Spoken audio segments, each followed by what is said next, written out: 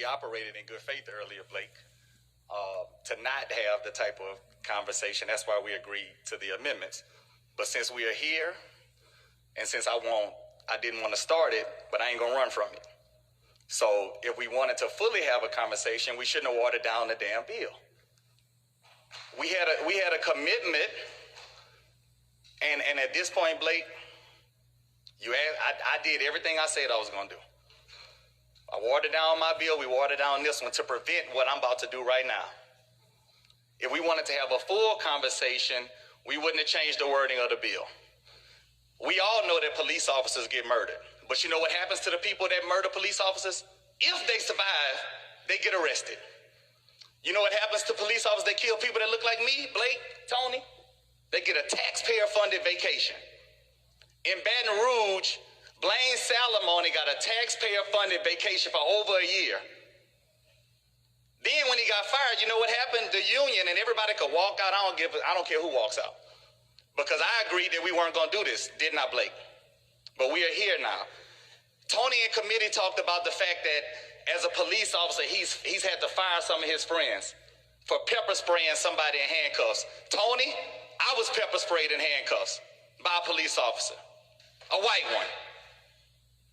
Doty in committee said, oh, if something happens to you and you see, and I'll intervene. And you said, if something happened to me, you said that I would intervene. And Doty, as a man, I probably want to intervene, but as a black man, I'm not intervening if a cop is doing something to you. Because while I love you, I love my daughter even more, and I got to go home to her.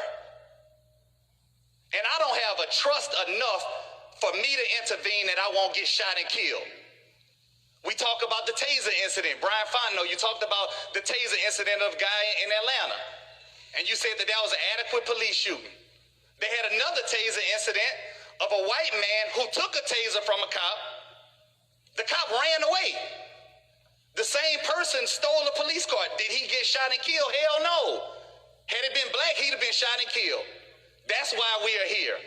That's why you see several people, white, black, young, old, marching over not just streets in Louisiana, streets all across the country. I will concede that there's an issue with police brutality, period.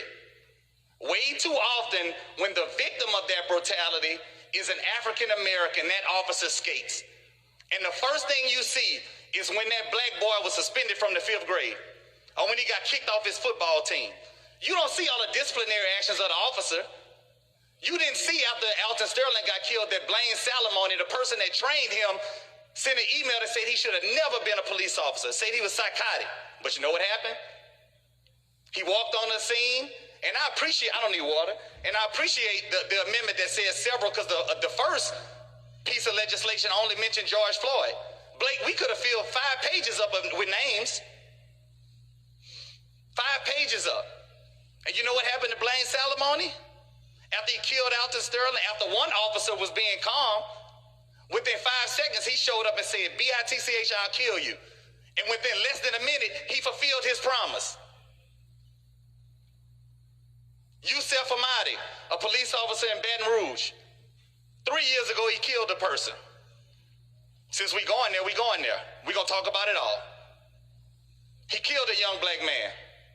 2 years ago, he shot at another one. He said, the man fired a shot at me, so I returned 2 rounds of fire. Everybody says, get body cameras. You know what happened to the body camera? Turned off. You know what happened to the front dash cam camera? Turned off. You know what happened to the rear camera? It was tilted down. And when this young African-American male was paraded across the screen in handcuffs, he said, check the tape, check the tape. I never had a gun.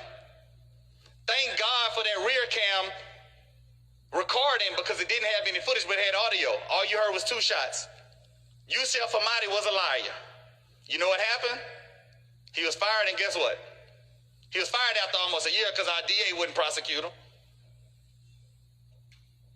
Then he went to the police union and got his job back. Tony, you passed a bill last session that made it illegal to throw water on police officers. When stuff happens to police officers, we respond.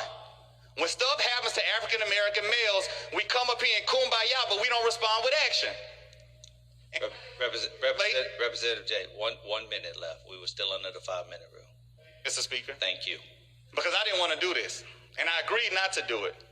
But since there's an ask to talk about the entire issue, let's talk about the entire issue. Ladies and gentlemen, they might be words to you, and if you're offended by the words, some of us are offended by the actions. And Blake made a good point. Blake has children of color. And when you stood back there and you said, I'm concerned about them, that hit me. And I'm concerned about them as well. And I know some of you guys are uncomfortable right now. This is supposed to be an uncomfortable conversation.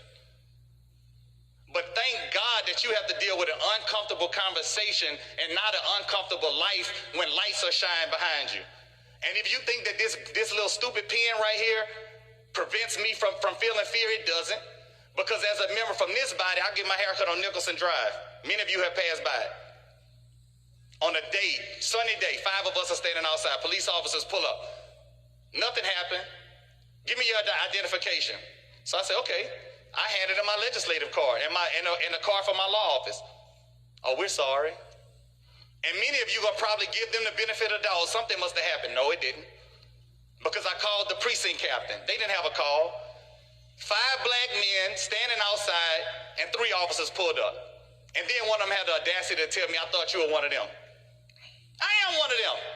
Just because I had this pen doesn't make me any different. And I want you guys to know that despite the title, as soon as I walk out of here, to many people, I'm just one of them. I ask for it.